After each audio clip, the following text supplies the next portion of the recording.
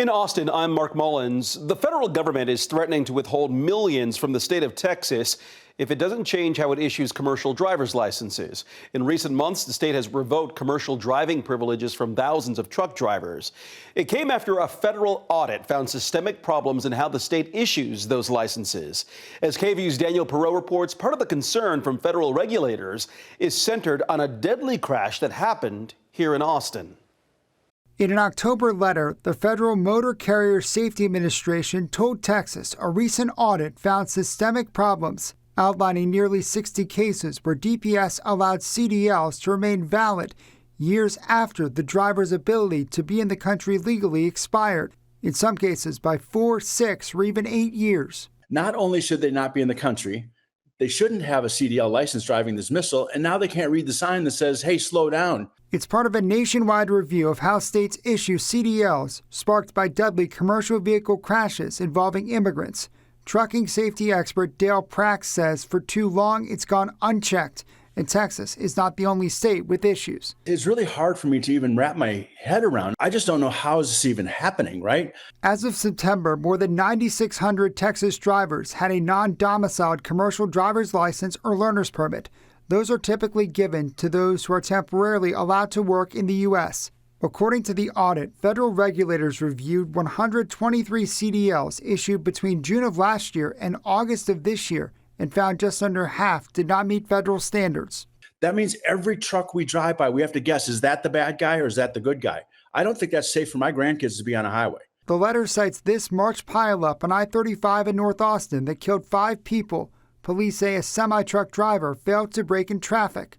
Federal regulators say DPS personnel erroneously issued that driver a standard Texas CDL rather than a non-domiciled license. For the first time in a long time, there's been real concern about safety on our highways, and I think we're going to see some changes. If Texas doesn't fix the issue, it could lose $182 million in federal highway funds for 2027. The state has paused issuing non-domiciled commercial learners permits and driver's licenses and has been auditing licenses to ensure they are in compliance. As of December 7th, the state has removed commercial driving privileges from nearly 5,900 people. That number is expected to climb to 6,400 when all notices go out. Daniel Perot, KVUE News, Austin. Drivers who lost their CDLs are still able to drive their personal vehicles. According to DPS, the agency will consider resuming issuing non-domicile commercial learners permits and driver's licenses once all state and federal requirements are met.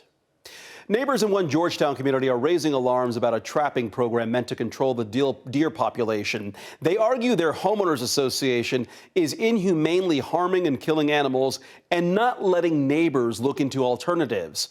KVUE reported on a similar situation in Lakeway in 2018 and 2019, where videos of deer trapped in nets sparked controversy. After outrage in the community, the city suspended that program. Now neighbors in Sun City say they're dealing with a similar problem and taking their HOA to court over it. KVUE's Kelsey Sanchez has the story.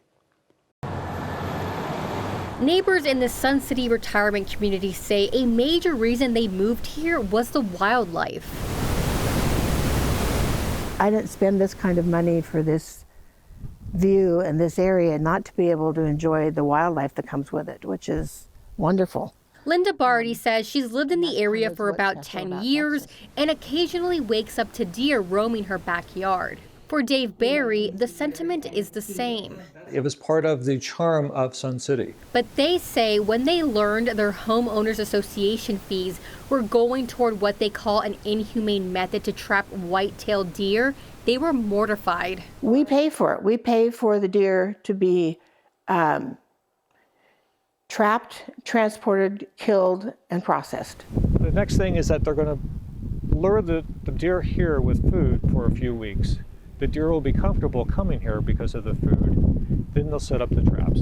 According to a lawsuit filed last month by a group of unnamed homeowners, the Sun City Community Association and the Texas Parks and Wildlife Department have deemed deer threats to public safety and that the animals engage in property destruction. But neighbors say they take issue with the use of feeders and nets to trap the deer, which they say could lead to the devastation of innocent animals. similar to a controversy that hit Lakeway several years ago, which attorney Garrett Gibbons says he wants to avoid in Sun City. There should be an alternative. Instead of, savagely killing these poor animals, let's relocate them. Let's put up fences to kind of fence them in to keep them from running out in the street. Let's do something else besides acting like a bunch of monsters. Neighbors also claim they've been denied the opportunity to explore other options or be heard. KVUE reached out to the HOA, the Texas Parks and Wildlife Department, and the city's Wildlife Committee Thursday about the lawsuit. All said they had no comment. Barty says this was a problem in the neighborhood 5 years ago and experienced the trappings firsthand. I can never get that sound out of my head.